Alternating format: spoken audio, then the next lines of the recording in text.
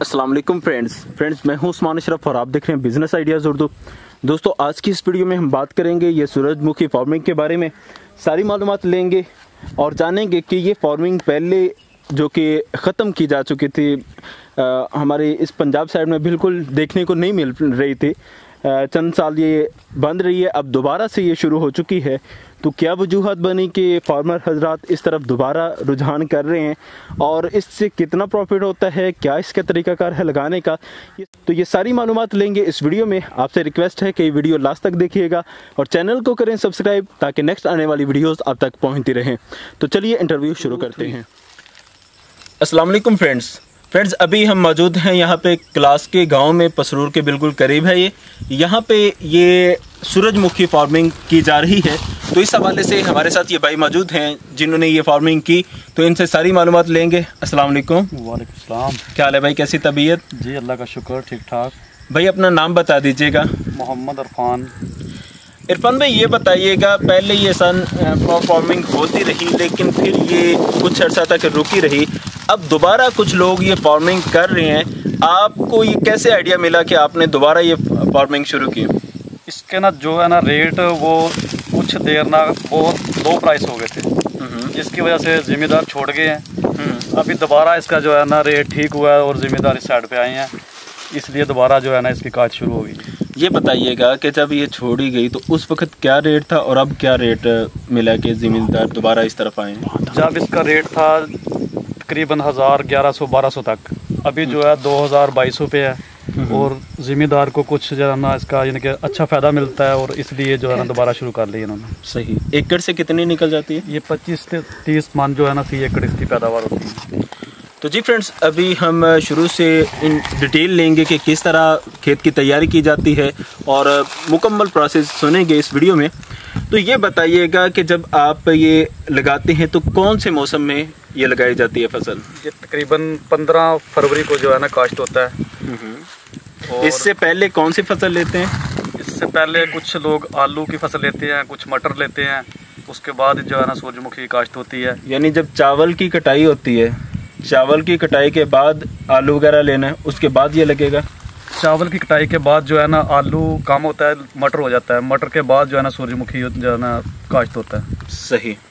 ये बताइएगा कि जब इसके लिए खेत आप तैयार करते हैं तो तैयारी में कितना खर्चा आ जाता है आपको, यानी हल वगैरह लगाने का और जो तवे वगैरह मारते हैं वो कितना खर्चा आ जाता है? ये तकरीबन 10,000 पर एकड़ जो है ना खर्चा है इसका। ये बताइएगा कि इसमें ज़मीन को लेवल करवाना पड़ता है या कि नहीं? जैसे कि बाज़ औक़ात मुंजी चावल लगाने के लिए ज़मीन को लेवल करवाया जाता है, लेज़र करवाया जाता है, इसमें क्या करवाया जाता है या कि नहीं?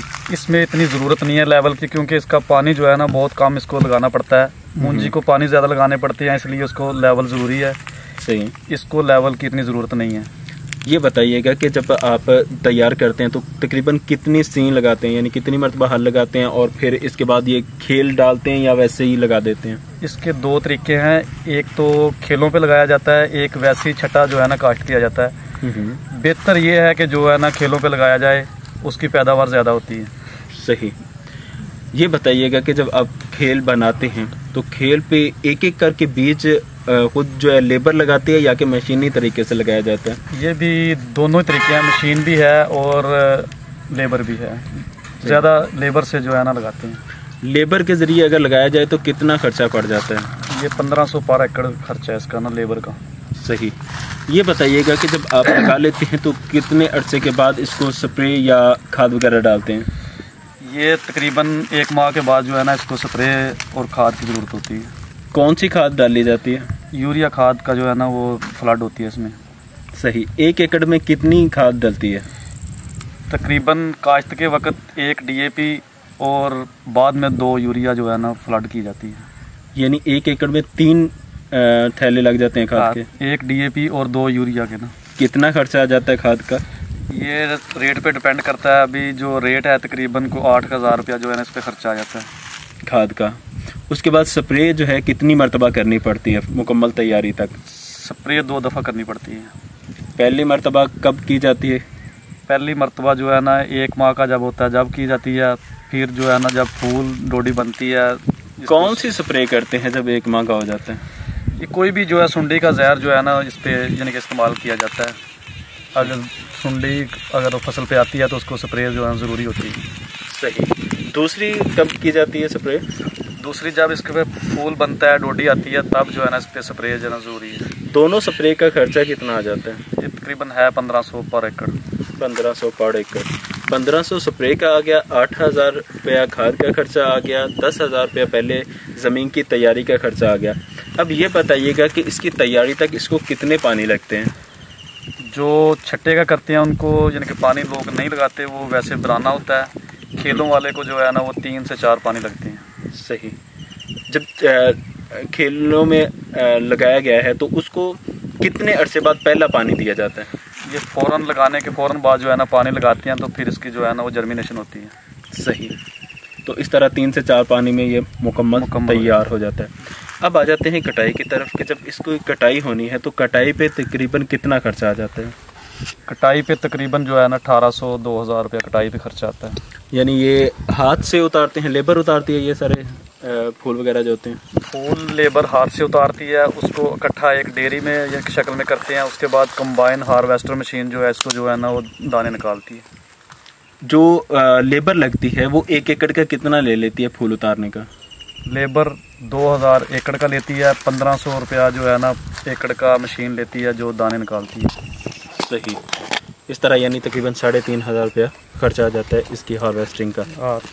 तो अब अगर देख लें कि कितने में ये सेल हो सकता है, जैसे आपने बताया 25 से 30 मन जो है वो निकलता है, तो ये कितने में सेल हो जाता है? तकरीबन 50,000-60,000 तक जो है ना पर एकड़ जो है ना इसकी आमदन।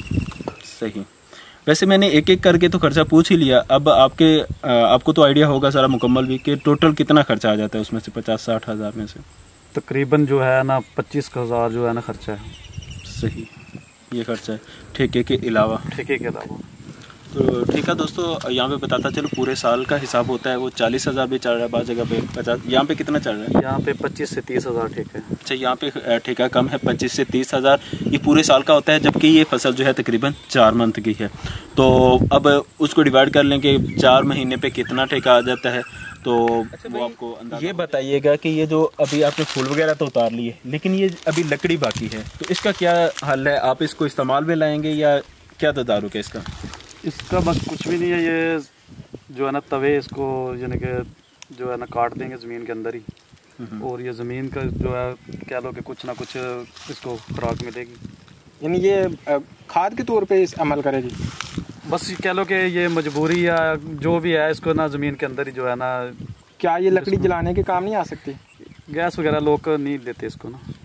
अच्छा, ठीक है। गैस इस्तेमाल होती है, लकड़ी का जो है ना वो नहीं इतना ज़रूरी। इस मौसम में और भी बहुत सारी फसलें थी जो लगाई जा सकती थी, लेकिन आपने इसको ही क्यों प्रेफर किया?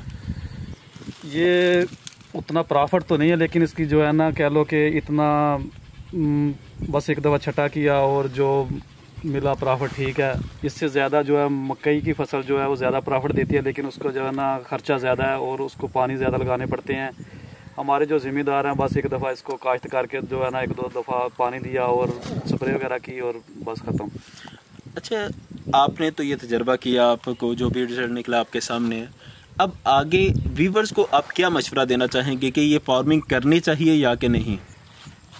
मैं मशवरा दूंगा कि जो है ना सूरजमुखिया इतना फ़ायदेमंद चीज़ नहीं है। ये बेसिक जो है ना डस्का साइड पे लगती थी, लेकिन वो लोग मुकम्मल तौर पे इसको छोड़ के मकई की तरफ आ गए हैं। मक्की का ज़्यादा जो है ना बेनिफिट है, ज़्यादा फ़ायदा है, उसकी आमदन ज़्यादा है। अगर दोस्त को लगाना चाहते हैं यानी कि जो इतना ख़र्चा नहीं कर सकते मकई पे, वो लगा लें, वरना जो है ना मक्की की फसल ज़्यादा फ़ायदेमंद है। सही।